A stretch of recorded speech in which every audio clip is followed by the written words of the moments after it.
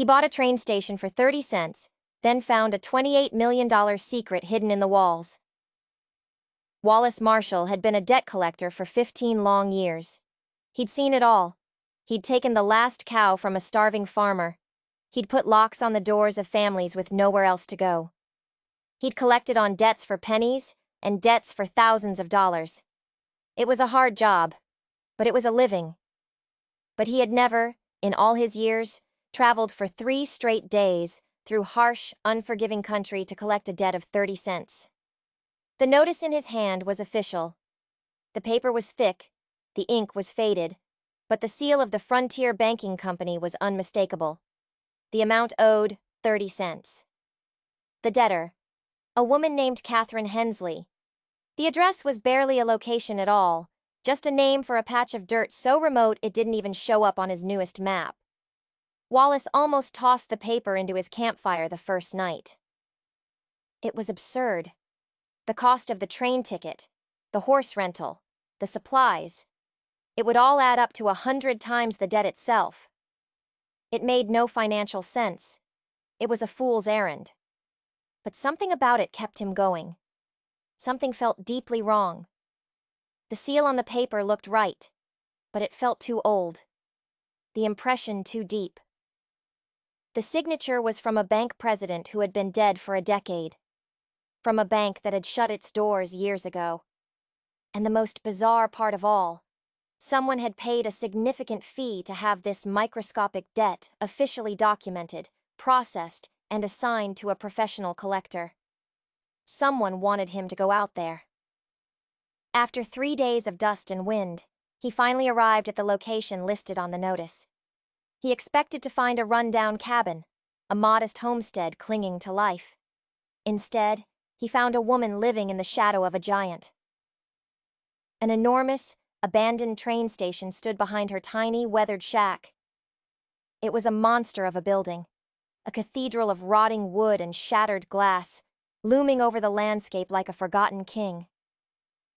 Catherine Hensley sat on her porch in a rocking chair, watching him ride up. Her eyes were old and sharp, and they held a look that said she had been expecting him all along. He dismounted, walked up to the porch, and explained why he had come all this way. He held out the official notice for the 30-cent debt. She didn't look surprised. She didn't question the amount. She didn't ask how a debt so small had found its way to a collector traveling so far. She just looked him right in the eye and smiled.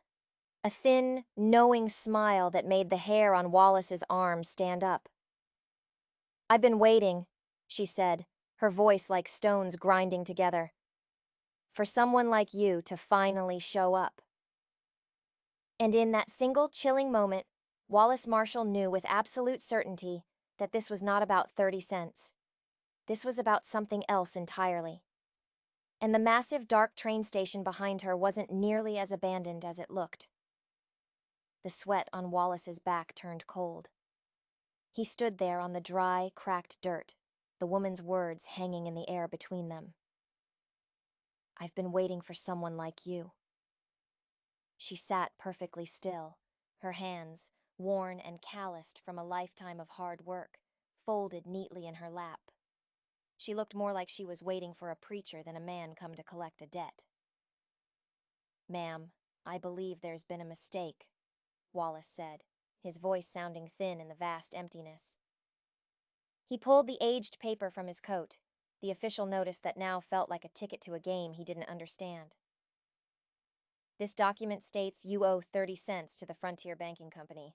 My job is just to collect that amount." Catherine Hensley's gray eyes didn't blink. They stayed locked on his. "There's no mistake, Mr. Marshall. The debt is quite real." Wallace froze. He hadn't told her his name. He hadn't even introduced himself. "How did you know my name?" "The question isn't how I know who you are," she cut in, her voice sharp as broken glass. She rose from her chair, slowly, deliberately. She was taller than he'd thought, and wiry, with a strength that her age couldn't hide.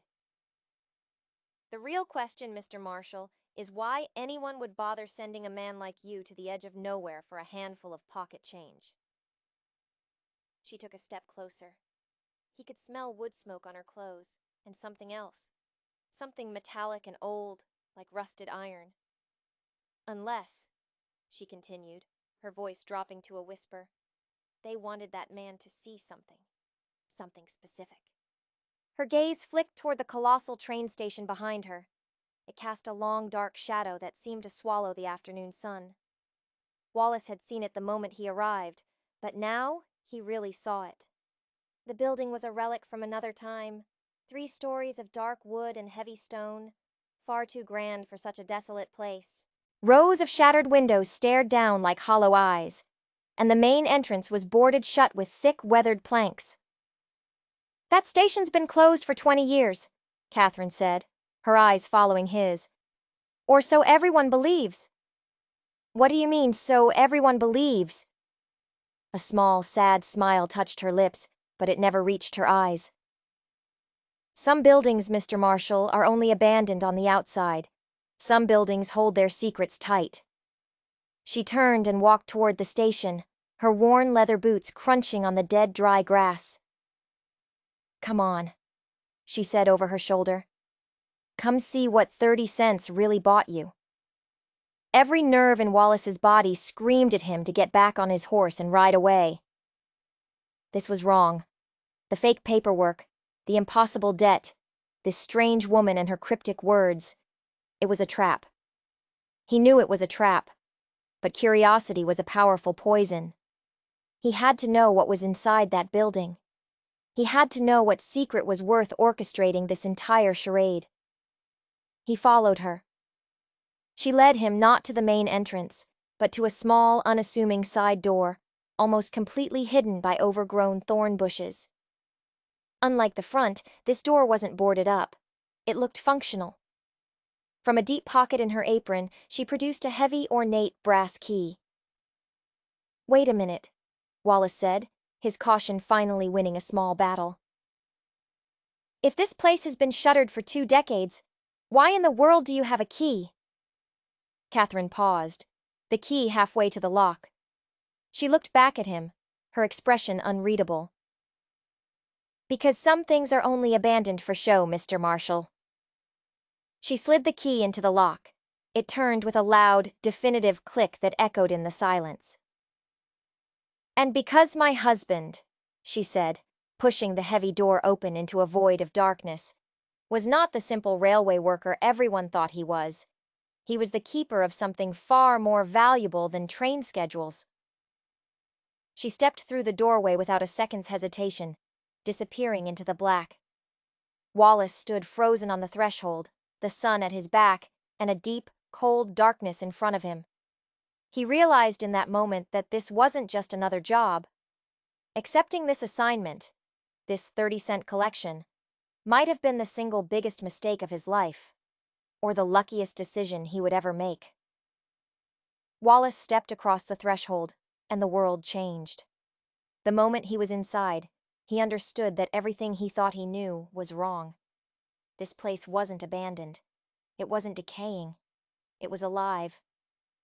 Oil lamps burned brightly in sconces along the walls, casting a warm, flickering glow across wooden floors that had been recently swept clean. Polished wooden benches were arranged in neat rows, as if waiting for passengers who might arrive at any minute. The air didn't smell of rot and dust and neglect. It smelled of clean lamp oil, wood polish, and old paper.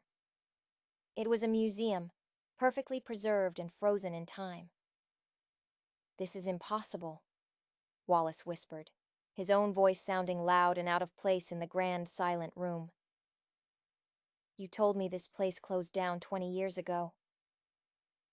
Catherine moved deeper into the station, her steps sure and confident. She knew this space intimately. It closed to the public, she corrected him. But it never stopped serving its true purpose. She gestured toward the walls, and for the first time, Wallace noticed what was covering nearly every square inch of them. Maps. Dozens and dozens of them. Hand-drawn charts of river systems, topographical surveys of mountain passes, detailed sketches of territorial boundaries. Some were new, drawn on crisp, clean paper. Others were yellowed with age, their edges brittle and crumbling. They were beautiful, intricate, and overwhelming. But it was the small marks scattered across them that made Wallace's breath catch in his throat. Hundreds of tiny red X's, each one marking a specific deliberate location out in the vast, empty wilderness. "What are all those marks?" Wallace asked, stepping closer to a huge, detailed chart of the Northern Territories. He could see handwritten notes in the margins, numbers and symbols he didn't recognize. "My husband's life's work," Catherine answered, her voice softening with a mix of pride and sorrow. "His legacy." She walked over and gently touched the corner of one of the oldest maps. "Thomas Hensley spent 30 years, Mr. Marshall. 30 years of his life, traveling this territory, mapping every gold claim, every silver strike, every forgotten mineral deposit from here to the Western Sea." She looked at him, her eyes burning with an intensity that startled him. "Those marks, Mr. Marshall, they represent a fortune, a real fortune." Wallace's heart started to pound against his ribs. The world around him seemed to shrink until only he, this old woman, and these maps existed. "You're talking about treasure maps." "I'm talking about information," she corrected him again, her tone sharp. "Knowledge. The kind of knowledge that certain powerful people would pay any price to possess." She walked to a large, imposing desk in the center of the room, the kind a station master would use. She pulled open the top drawer. "Thomas wasn't just a railway worker. That was his cover. He was a geological surveyor, one of the best. He used his position with the railroad to travel everywhere, to document the hidden wealth of this land before anyone else even knew it was there."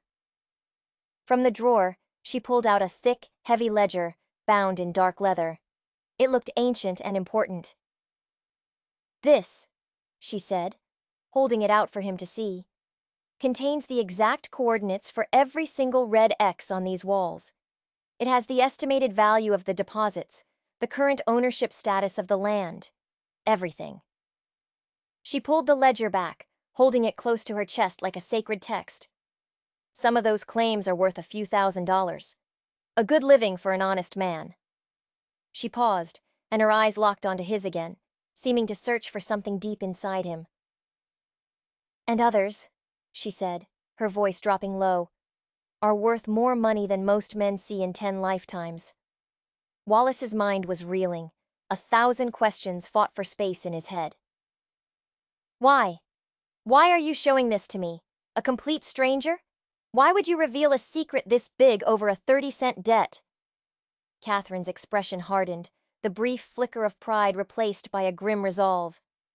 She closed the heavy ledger and placed it back in the drawer, shutting it with a soft, final click. "Because I'm dying, Mr. Marshall." The words hit him like a physical blow. "Consumption," she said, the word itself sounding like a death sentence. "The doctor in the next territory gave me 3 months, maybe less." Her voice was steady, matter of fact, but he saw her hands tremble for just a moment before she clasped them together. "And," she continued, her gaze shifting toward the dusty windows, "because there are people who know what Thomas discovered. People who have been waiting patiently for the right moment to come and take it all." A true chill, cold and sharp, ran down Wallace's spine. This was it. This was the reason for the fake debt notice.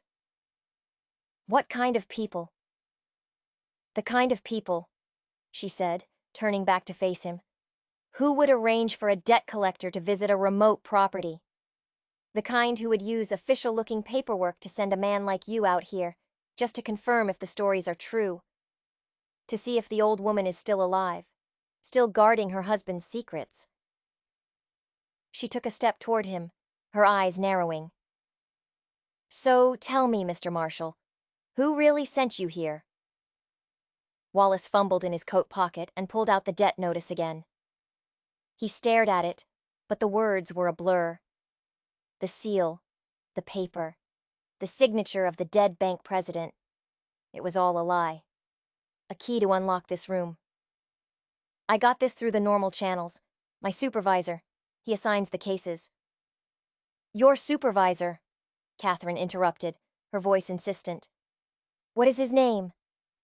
Mr. Harrison, Wallace said without thinking. Frederick Harrison. The name struck Catherine like a lightning bolt. All the color drained from her face, leaving it pale and ghostly in the lamplight. Her lips parted, but no sound came out. She looked terrified.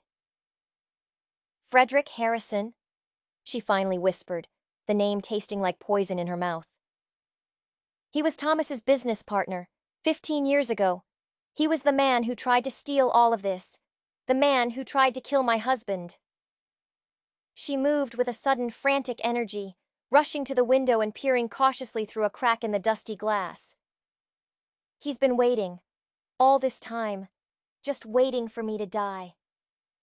Her head whipped back around to look at him, her eyes wide with a new, horrifying realization.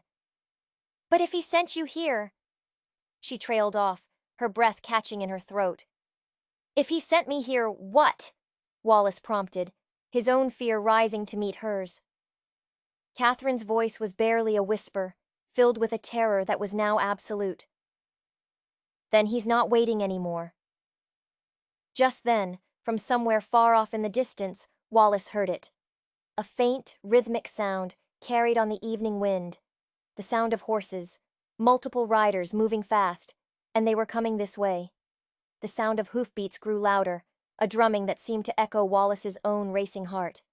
Catherine moved with a speed that defied her illness. In a flash, she was blowing out the oil lamps one by one, plunging the grand station into a deep, disorienting darkness. The warm, inviting room was instantly transformed into a cavern of shadows and unseen obstacles. "Stay quiet and follow me," she hissed, her voice a sharp whisper in the black. She grabbed Wallace's arm, and her fingers, though thin, felt like they were made of steel wire. She knew this place even in total darkness. She led him through the cavernous main room to a narrow, steep staircase he hadn't noticed before, tucked away behind the main ticket counter. They climbed quickly, their footsteps echoing unnervingly in the silence. The second floor was a maze of old offices and storage rooms, filled with furniture draped in white cloths, like ghosts frozen in mid-stride. Catherine didn't slow down, guiding him with an urgency that bordered on panic. She brought him to a small office window that overlooked the front yard and her small cabin. Through the grimy glass, in the fading twilight, Wallace watched them arrive. 4 riders. They pulled up in a cloud of dust, their horses tired and lathered. The man in the lead dismounted with a smooth, practiced authority. Even from this distance, Wallace recognized the expensive cut of his coat, the confident set of his shoulders. His blood ran cold. It was Frederick Harrison, his supervisor. The man who had personally handed him the paperwork for this impossible 30-cent debt. "That's him," Wallace breathed, a knot of ice forming in his stomach. Catherine nodded grimly beside him, her breathing shallow. Thomas described him to a T.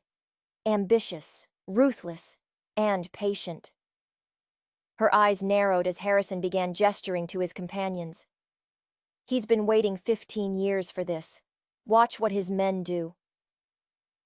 The other 3 men didn't wait for orders. They spread out with a cold, military precision. One immediately circled around to the back of Catherine's cabin. Another took up a position near the old well, his eyes scanning the property. The third began examining the ground near the porch, looking for tracks. These weren't just hired farmhands. They were professionals. They moved like men who knew what they were doing, men who had done this before. Harrison himself walked up to Catherine's front door and knocked twice, the sound sharp and loud in the quiet evening. When there was no answer, he called out, his voice smooth but laced with menace. "Mrs. Hensley, I know you're in there. We have a business proposition to discuss."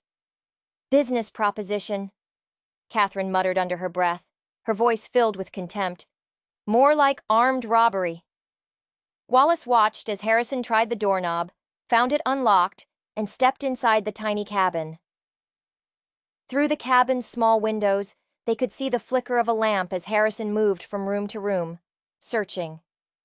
He emerged a few minutes later, his face a mask of frustration. "She's not in the cabin!" Harrison shouted to his men. "Check the outbuildings!" One of the men, the one by the well, pointed a long arm toward the massive structure where they were hiding. "What about the old depot, boss?" "That place has been sealed up tighter than a drum for 20 years," Harrison shot back. But Wallace saw the flicker of uncertainty in his eyes. Harrison stared at the enormous building for a long, calculating moment. "Johnson, do a lap around the perimeter. See if you can find any sign of recent entry." Catherine grabbed Wallace's shoulder, her grip surprisingly strong. "We have to go, now. The 3rd floor." They moved away from the window, back into the darkness, and climbed another staircase, this one even narrower and steeper than the last. It led to a vast, open attic space, filled with old wooden crates and furniture covered in thick canvas tarps. It smelled of dust and forgotten time. But Catherine wasn't looking for a place to hide among the junk. She led him to a specific section of the far wall and began running her hand along the wooden planks, counting them under her breath. 1, 2, 3. Thomas was meticulous, she whispered, her breath coming in ragged gasps. He planned for everything. Her hand stopped on the 5th board. She pressed it firmly. "Including situations just like this." With a soft groan of old wood, a section of the wall swung inward, revealing a dark, cramped space just large enough for 2 people to squeeze into. Wallace followed her into the hiding spot. It was pitch black, but he could feel a faint draft. Catherine guided his hand to a tiny, cleverly concealed slit in the outer wall. Peering through it, Wallace realized he could see the entire 1st floor of the station, laid out below them like a map. Catherine pressed a small, cold object into his hand. It was another brass key, smaller than the one for the side door. "If anything happens to me," she whispered, her voice strained and weak, "that key opens a safe. It's hidden in the wall behind the large map of the Northern Territories." She leaned closer, her breath warm against his ear. "Inside that safe are the ownership papers for 3 abandoned mines. Thomas personally verified them. They contain significant, high-grade gold deposits." She paused, letting the weight of her words sink in. "The total estimated value, documented and appraised, is $28 million. Wallace's mind went blank. The number was so large it was meaningless. $28 million. It was more money than existed in the world as far as he was concerned. "That," Catherine finished, her voice trembling with a mixture of fear and rage, "is why Harrison sent you. Not to collect a debt, but to be his scout, to confirm I was still alive, still here, still protecting my husband's legacy." Below them, a loud creak echoed through the station as the main side door was forced open. Harrison's voice boomed through the cavernous space. "I knew it. Someone's been in here. The dust patterns are all wrong, and this side door has been used recently." Beside Wallace, Catherine's breathing grew more shallow, more rapid. He could hear a faint wheezing sound with every breath she took. The exertion, the stress, it was taking a heavy toll. He realized with a sickening certainty that her illness was far worse than she had let on. "Find those maps!" Harrison commanded his men, his voice echoing off the high ceilings. "Spread out! They have to be here. Thomas Hensley was too damned methodical to hide his life's work anywhere else." Footsteps spread out across the wooden floor below. Wallace heard the sound of maps being torn from the walls. He looked at Catherine, a silhouette in the darkness beside him, and knew that hiding was no longer an option. Harrison wasn't going to leave empty-handed, and Catherine was too sick to run. This was it. The confrontation was coming, whether they wanted it or not. And it was only going to end one way. From their hiding place, Wallace watched as Harrison and his men moved with brutal efficiency. They weren't just searching, they knew exactly what they were looking for. One man started pulling the most detailed surveys down from the walls, carefully rolling them up. Another stood at the station master's desk, flipping through the heavy leather ledger Catherine had shown him, copying down coordinates and notes. "Boss!" one of them called out from across the room. "These maps are incredible. They show at least 40 different sites. Some of these are marked as verified high-yield deposits. This is bigger than we ever imagined." Harrison walked over to the large territorial map, the centerpiece of the collection, and studied it with a look of pure, undisguised greed. "Thomas was always thorough," he said, a smug satisfaction in his voice. "Johnson, start with the Northern Territory charts. Williams, you make sure you get every page from that ledger." He paused, turning in a slow circle, taking in the room that was about to make him one of the wealthiest men in the country. 20 years, he mused aloud. 20 long years I've waited for this. Beside Wallace, Catherine's breathing had become a desperate, ragged struggle. Her face, visible in a thin sliver of moonlight from a high window, was slick with sweat. The cool attic air felt frigid, but she was burning up from the inside. She gripped his arm, her fingers digging into his flesh. "I can't," she whispered, her voice a fragile, broken thing. "I can't keep this up much longer." Wallace was trapped. It was an impossible choice. He could stay put, stay hidden, and watch as this man stole everything Catherine and her husband had built, while she suffered and faded away in silence beside him. Or he could step out of the shadows, reveal their location, and face 4 armed, ruthless men with nothing but his wits and a desperate hope for survival. The decision was made for him. Catherine suddenly doubled over, her body racked by a violent, silent coughing fit she was desperately trying to suppress. The spasm shook her entire frame. Her strength was failing, and it was failing fast. She wouldn't survive the night hiding in this cramped, dusty space. There was only one path left. "Harrison!" Wallace's voice, raw and loud, shattered the quiet. It boomed through the station, echoing off the high ceilings. He pushed open the hidden panel and stepped out of the wall into the dim light of the attic. "Let's talk about this like civilized men." Down below, the scene froze. All 4 men snapped their heads up, their hands instantly going to the weapons on their hips. Guns were drawn and pointed at him in a heartbeat, but Harrison, cool as ever, simply raised a hand, stopping his men from firing. A slow, cruel smile spread across his face. "Well, well, Mr. Wallace Marshall," he said, his voice dripping with mock politeness. "It seems you've decided to exceed your job description tonight." Wallace carefully helped Catherine out of the hiding spot. She leaned on him, her weight almost more than he could bear. Together, they slowly descended the narrow staircase, stepping out onto the main floor, into the center of the wolves' den.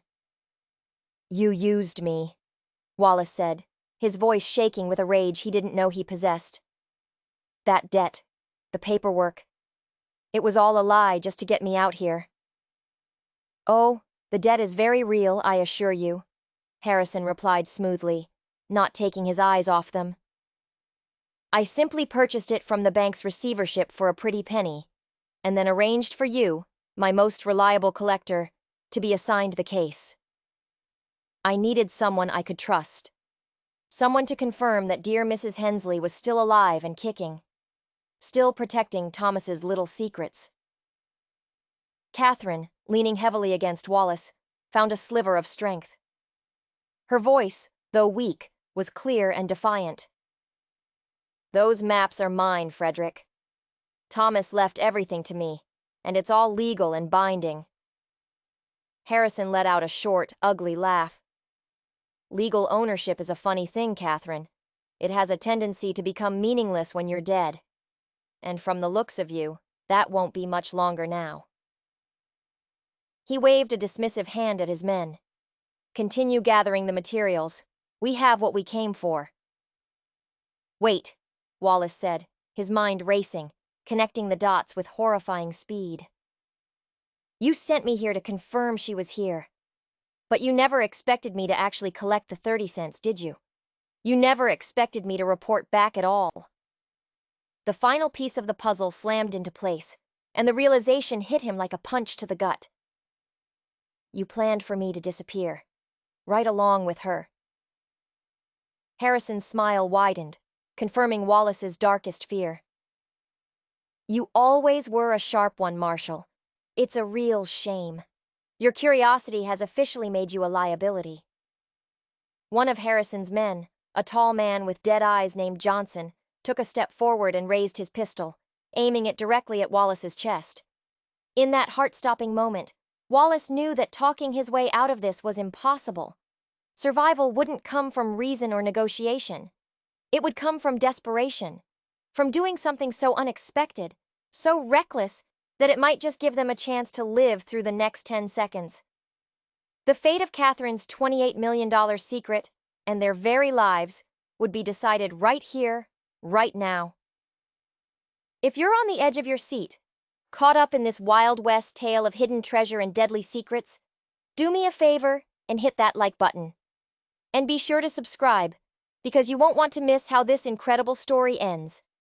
Wallace's mind was a whirlwind, his eyes darting around the massive room, desperately searching for an escape, an advantage, anything.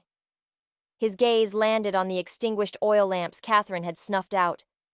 They sat on their sconces, on the floor, on the ticket counter. And scattered near them were the spent matches she had used. An idea, born of pure, undiluted panic, sparked in his mind. It was a wild, insane long shot, but it was the only shot he had. "Before you shoot us," Wallace said, his voice much louder and steadier than he felt. "Don't you want to know where the real treasure is?" The man with the gun, Johnson, hesitated. Harrison held up a hand, a flicker of interest in his eyes. "What are you talking about, Marshall? These maps, this ledger?" "This is everything Thomas discovered."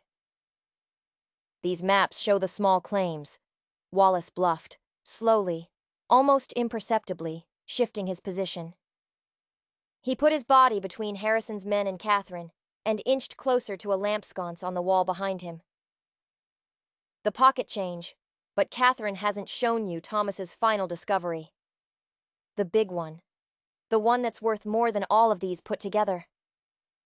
Catherine, bless her, caught on immediately. Despite her weakness, her mind was still sharp as a razor. "The Sunset Creek deposit," she croaked, playing her part perfectly. Thomas found it just weeks before he passed away. He never had time to add it to the ledger. "The survey," Wallace added, "is hidden separately." Harrison's greed was a palpable thing. It radiated off him. "Where?" he demanded, his voice tight. "Hidden in the walls," Wallace said. "But not in here. In her cabin." As he spoke, his hand, hidden behind his back, deftly scooped up a few of the matches from the floor. Thomas was paranoid. He carved out a secret compartment behind the kitchen stove. "The survey documents for Sunset Creek are sealed inside a metal box." The bait was set. Harrison turned to Johnson. "Go check the cabin. Tear the place apart if you have to. Look behind the stove." "Wait!" Wallace interjected quickly. "You'll never find it. The release mechanism is hidden. You'll need Catherine to show you the exact spot." He helped Catherine stand a little straighter, trying to make her seem more capable than she was. "Thomas was a genius with this stuff. The compartment is so well concealed you could burn the cabin to the ground and the box would still be in the ashes." Harrison stared at them, his eyes narrowed, weighing the odds. He wanted it all. He couldn't risk leaving the biggest prize behind. "Williams!" he finally barked at another of his men. "Escort them to the cabin. If they're lying, shoot them both." Wallace's heart sank. He had hoped Harrison would send all his men, leaving the station unguarded. But having two left behind with Harrison complicated everything. As Williams motioned for them to move toward the door, his pistol held steady, Wallace leaned close to Catherine and whispered, "When we get outside, the second we're on the porch, drop to the ground. Don't hesitate." They walked in a slow, grim procession across the dusty yard, back toward the small cabin. Williams was right behind them, his footsteps crunching in the dirt. Wallace could see Johnson through the cabin window, already inside, shoving furniture around near the kitchen stove. They reached the 3 wooden steps that led up to the porch. As Wallace put his foot on the first step, he struck one of the matches against the underside of the plank, cupping the tiny flame in his hand. "Now!" he yelled at Catherine. She dropped like a stone, just as he had told her. In the same motion, Wallace spun, no longer a debt collector, but a cornered animal, and threw the lit match directly into William's face. The gunman cried out in surprise and instinctively flinched, stumbling backward. His pistol jerked skyward for a fraction of a second, but a fraction was all Wallace needed. He launched himself forward, a human battering ram, and tackled Williams around the waist. The force of the impact sent them both tumbling off the side of the porch. They landed in a heap in the hard, unforgiving dirt, a tangle of limbs and desperation. They wrestled for the gun. Wallace had the fire of a man fighting for his life, but Williams was bigger, stronger, and trained for this kind of brutal, close-quarters violence. The gun went off with a deafening crack, the bullet tearing harmlessly into the night sky. But the sound was a dinner bell, alerting Harrison and the others. Catherine, showing incredible presence of mind, crawled behind a large wooden water trough, seeking cover. Footsteps pounded from the station. Harrison was coming.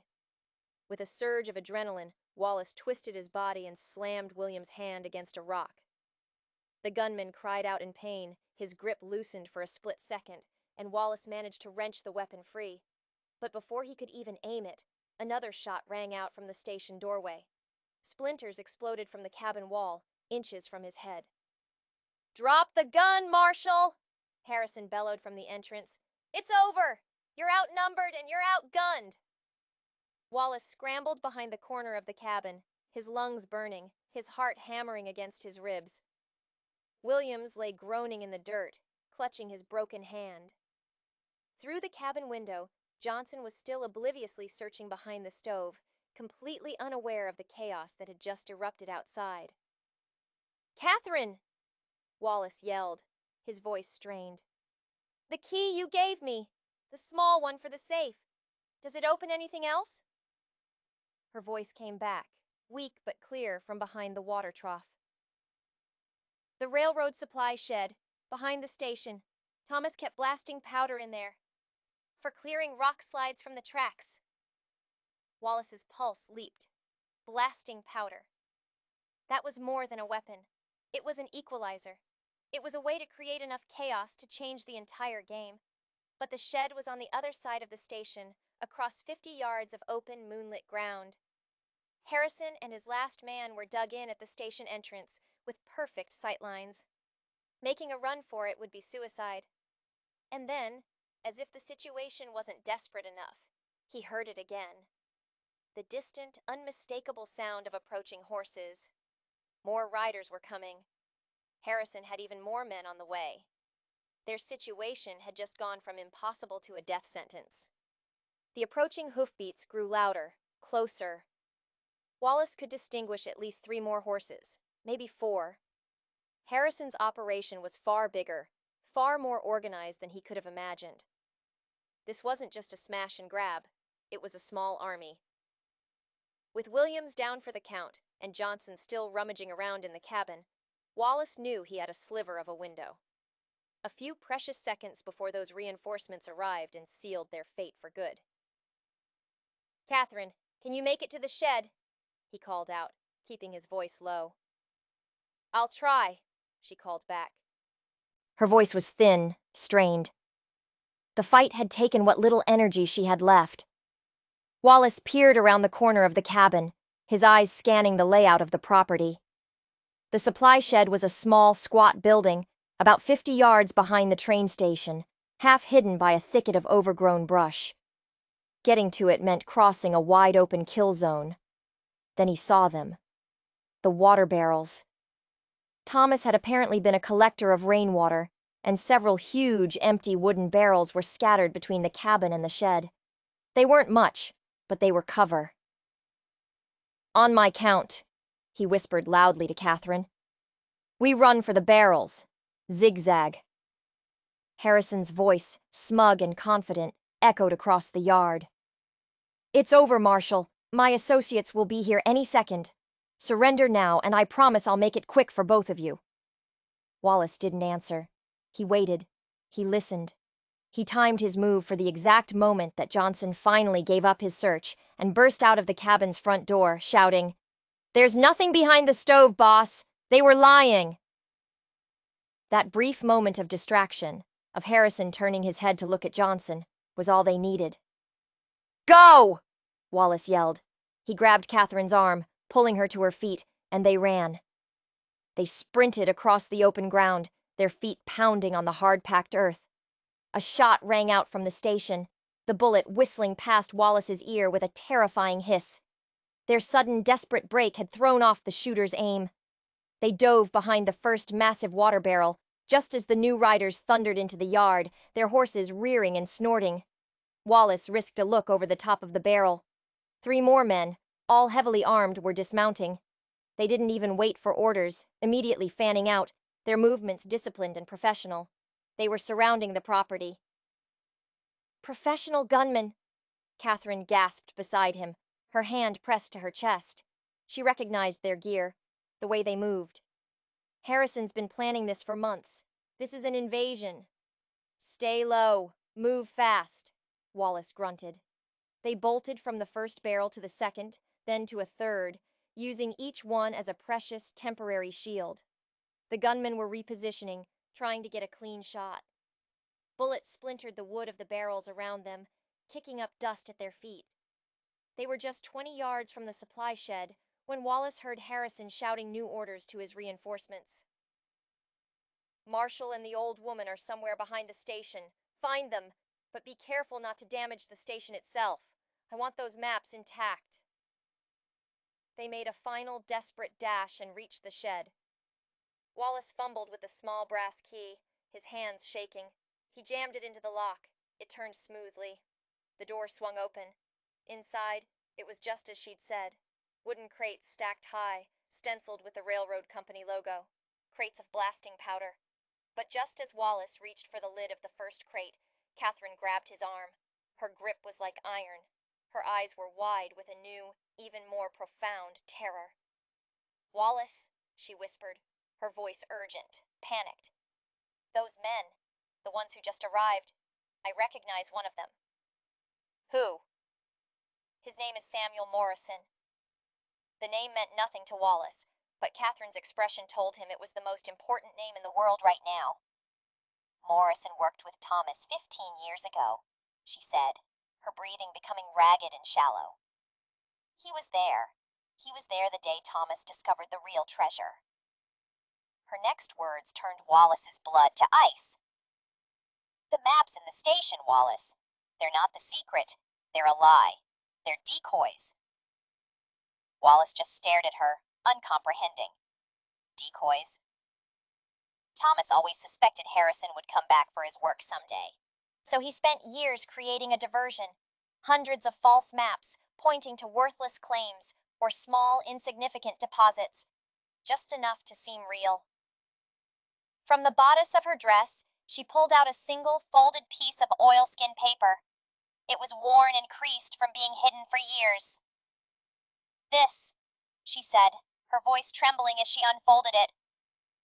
"This is the real survey, the one that shows the location of the Sunset Creek Basin, the largest untapped gold vein ever discovered in this territory."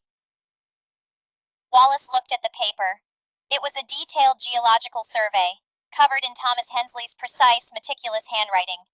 And at the bottom, a carefully calculated estimate of the potential yield, $28 million in recoverable gold. The exact number she had told him was hidden in the safe. The safe was another decoy. Everything was a decoy. "If Morrison is here," Catherine continued, her voice cracking, "it means Harrison knows." Morrison must have told him about the decoy maps. They know the treasure isn't in the station. She looked up at him, her eyes filled with a desperate final understanding. Which means they aren't here for maps anymore, Wallace. They'll tear us apart. They'll torture us until we tell them where this real survey is hidden. Outside, the crunch of boots on gravel grew closer. The gunmen were closing in, their voices carrying clearly in the night air as they organized their search pattern. Wallace looked at the crates of blasting powder, then at the single piece of paper in his hand, and then at the dying woman beside him. He finally understood. Harrison wasn't just after a collection of treasure maps. He was after the single most valuable document in the entire Western Territory. And the only two people on Earth who knew where it was were trapped in a wooden shed, surrounded by an army of professional killers. The footsteps were circling the shed now, slow and deliberate. They were being hunted like animals. Catherine folded the precious survey map and pressed it hard into Wallace's hand. If I don't make it, promise me. Promise me this doesn't fall into his hands, she whispered, her strength giving out. Nothing is going to happen to you, Wallace said, the words feeling hollow even to him. He could see the life draining out of her. Her breathing was a painful, shallow rasp, and her forehead was beaded with sweat. The end was coming for her, one way or another. Harrison's voice cut through the night, sharp and clear. Morrison, take 2 men and check that supply shed. They're running out of places to hide. Wallace didn't hesitate. He pried open the lid of the nearest crate. Inside, just as he'd hoped, were not just sticks of dynamite, but also spools of fuse cord and a box of detonation caps. Thomas Hensley had been a thorough man. An idea, wild and desperate, exploded in Wallace's mind. Catherine, is there another way out of here? Any other door? She pointed a trembling finger toward the back wall, behind a stack of dusty canvas sacks. Loose board, behind the sacks. Thomas used it to move equipment without being seen from the station. Wallace threw the sacks aside. Just as she'd said, one of the wall boards was unsecured. He pulled it away, revealing an opening just big enough for a person to crawl through. It led out into the thick brush behind the shed. He helped Catherine toward the escape route, then turned back to the crates of powder. His hands moved with a feverish speed he didn't know he possessed. He pulled several charges of dynamite from the crates, placing them strategically around the shed's interior. He unspooled a long length of fuse cord, connecting the charges, creating a crude but effective timed bomb. He left the end of the fuse dangling near the back wall. Marshall! Morrison's voice was right outside the front door now. We know you're in there. Come on out with your hands up, and we'll make this painless. Wallace pulled a match from his pocket. He struck it, the tiny flame flaring to life in the darkness. He touched it to the end of the fuse. It sputtered, caught, and began to burn with a steady, ominous hiss. He scrambled to the back wall and helped Catherine squeeze through the opening. They crawled on their hands and knees through the tangled, thorny brush, putting as much distance as they could between themselves and the shed. They heard Morrison kick in the front door of the shed. It's empty! He shouted back toward the station. Wait! What's that hissing sound? The explosion was biblical. A massive, world-ending roar ripped through the night. The ground bucked beneath them, and a wave of heat and force washed over them, knocking them flat. A giant fireball erupted into the sky, illuminating the entire valley in a blinding, hellish orange light. When Wallace could finally push himself up and look back, the supply shed was simply gone. A smoking, fiery crater was all that remained. Morrison and the 2 men who had entered with him had been instantly vaporized. For a moment, there was nothing but a stunned, ringing silence. Then, chaos erupted. Harrison's remaining men were shouting in confusion and alarm. Through the ringing in his ears, Wallace could hear Harrison's screaming orders, his voice raw with fury. Find them! Find them! They can't have gotten far. But the explosion, as horrific as it was, had been the perfect diversion. In the heart of the chaos, Catherine pointed a shaking hand toward a small, dark grove of trees just beyond the edge of the property. My horse, she gasped, smoke and dust catching in her throat. Hidden. In the trees. Thomas. Thomas always kept an escape route prepared. They scrambled to their feet and ran for the trees as Harrison's men searched frantically through the burning debris. Tucked away in the grove, just as she'd said, a sturdy-looking mare stood tethered and calm. The horse wasn't just there. It was saddled and packed with supplies. Saddlebags filled with food, water, and ammunition. Thomas Hensley had planned for this exact impossible scenario years ago. Wallace helped the frail Catherine onto the horse's back, then swung up behind her, taking the reins. As they spurred the horse into a gallop, riding away from the fire and the carnage, Catherine pulled out the real survey map again. Wallace, she said, and for the first time all night, her voice held a sliver of hope. Thomas included something else with this survey. Legal documentation, affidavits and pre-filed claims that prove our ownership of the Sunset Creek Basin. If we can just get to the territorial courthouse in Prairie Dog Creek, we can file the final claim before Harrison even knows what happened. Wallace risked a glance back. The scene was apocalyptic.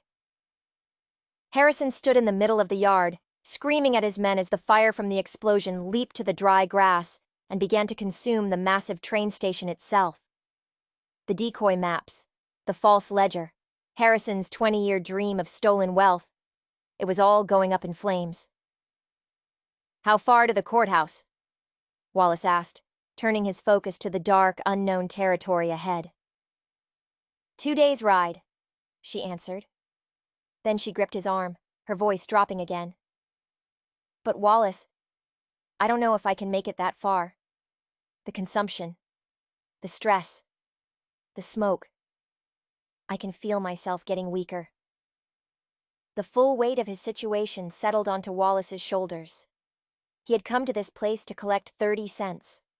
Now he was the sole guardian of a $28 million secret, a dying woman's last wish, and the target of a murderous, vengeful madman. We'll make it, he said, his voice filled with a hard, unfamiliar determination. Both of us. Behind them, the fire created a glowing, impassable barrier, giving them a precious head start. But Wallace knew this wasn't over. Their real race wasn't just against Frederick Harrison and his gunmen. It was a race against time. A race against Catherine's failing health. And it was a race they could not afford to lose. They rode hard through the night, pushing the horse and themselves to their limits. The fire behind them eventually faded to a dull orange glow on the horizon, then disappeared entirely. They were alone in the vast, dark wilderness. They stopped only when the horse could go no further, allowing it to drink from a stream while Catherine, pale and shivering, took brief, shallow breaths. Wallace knew she was fading. He could feel the weakness in her, the way she slumped against him. By the dawn of the second day, she was barely conscious. He had to hold her in the saddle. But every time he suggested they stop and rest, she would shake her head weakly and whisper, "Courthouse. Must get to the courthouse." Late that second evening, utterly exhausted and running on fumes, they saw it, a cluster of lights in the distance. Prairie Dog Creek. And in the center of the small town, a solid, 2-story brick building that looked like a fortress of civilization in the middle of the wild frontier. The territorial courthouse. They rode into town and dismounted in front of the building. Catherine had to be helped from the horse, her legs barely able to support her. She looked like a ghost, but her eyes burned with a final, resolute fire. "Wallace," she said, her voice a dry rasp. "I need you to come inside. You need to witness this." Inside, a tired-looking clerk with a green eyeshade was just preparing to lock up for the night. He took one look at Catherine's deathly appearance and Wallace's grim, dirt-streaked face, and immediately knew this was no ordinary late-night visit. Without a word, he put his keys away and lit another lamp.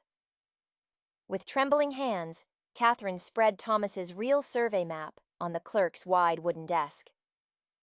Alongside it, she placed the legal documents, the pre-filed claims and affidavits, signed and dated by her husband years ago. I hereby transfer all rights, titles, and claims to the Sunset Creek Basin mineral discovery to one Wallace Marshall, Catherine declared, her voice surprisingly loud and clear in the quiet room. She took the pen the clerk offered and signed the transfer papers. Her hand shook violently, but her signature was firm and unwavering. Payment in full, she added, looking at Wallace, for services rendered, and all debts, real or imagined, forgiven. Wallace started to protest, to say it was too much, that he couldn't accept it. But she cut him off with a single, sharp look. You risked your life for me, for Thomas's work. You earned this, she said, and I trust you'll use it for something more than just personal gain. The clerk, a man who understood the weight of the moment, solemnly took the papers, affixed his official seal with a heavy thud, and entered the transfer into the territorial registry. It was done. The Sunset Creek Basin, with its $28 million in verified gold, now legally, officially, and irrevocably belonged to Wallace Marshall. As the clerk finished, Catherine sagged, the last of her strength gone. Wallace caught her before she could fall. 3 days later, Catherine Hensley passed away peacefully in a room at the town's small infirmary. Wallace was by her side. Her last words were a faint whisper. Thomas would be proud. Wallace arranged for her to be buried in the town cemetery, next to a plot he purchased for Thomas. He used the first small loan he secured against the claim to commission a proper headstone for them both. The inscription was simple. Thomas and Catherine Hensley, guardians of hidden treasures. A week after the funeral, Frederick Harrison rode into Prairie Dog Creek. He was flanked by expensive lawyers and armed with a stack of forged documents. He stormed into the courthouse, demanding the Hensley property and all associated mineral claims be turned over to him. He found Wallace Marshall waiting for him, standing beside the territorial sheriff. When presented with the legally filed, witnessed, and sealed transfer of ownership, Harrison's face turned purple with rage. His claims were dismissed on the spot. And when the sheriff began asking pointed questions about the fire at the old train station and the 3 bodies found in the wreckage of the supply shed, Harrison's fate was sealed. He was arrested for conspiracy, fraud, and murder. During the investigation, Wallace learned the final truth. Harrison had indeed forged the original 30-cent debt notice. It had never been real. It was just the key, the excuse, the perfectly crafted lie to send an unsuspecting pawn into the heart of a secret he had coveted for nearly 2 decades. 6 months later, Wallace Marshall stood at the entrance to the Sunset Creek mine. It was a bustling operation, pulling more gold from the earth than even Thomas Hensley's most optimistic projections had predicted. He had kept his promise to Catherine. A significant portion of the mine's profits were placed into a trust, established to benefit the families of railroad workers across the territory. The old train station was gone, burned to the ground, taking Harrison's lies and decoy maps with it. But Wallace had commissioned the construction of a new, modern station on the very same spot. Over the main entrance, a bronze plaque was installed, honoring the life and work of Thomas Hensley, the geological surveyor who had mapped the territory's true wealth. Wallace Marshall, the humble debt collector, had traveled for 3 days to collect 30 cents. He had found a fortune beyond his wildest dreams. But more than that, he had discovered that a person's true wealth isn't measured in gold, but in the promises they keep. He had been entrusted with a secret, and he had chosen to protect it, to honor the legacy of the good people who had died for it. Harrison would spend the rest of his life rotting in a territorial prison. Wallace, meanwhile, made sure Thomas Hensley's real geological work, his true life's work, was donated to the Territorial Survey Office, where it helped countless honest prospectors find their own small fortunes for generations to come. Some debts, Wallace had learned, are paid not with money, but with honor. If you enjoyed this incredible story of hidden treasure and frontier justice, don't go anywhere. Click on the video that's appearing on your screen right now for another amazing tale where courage and destiny collide in ways you would never expect. And don't forget to hit that subscribe button so you never miss another captivating story from the Wild West.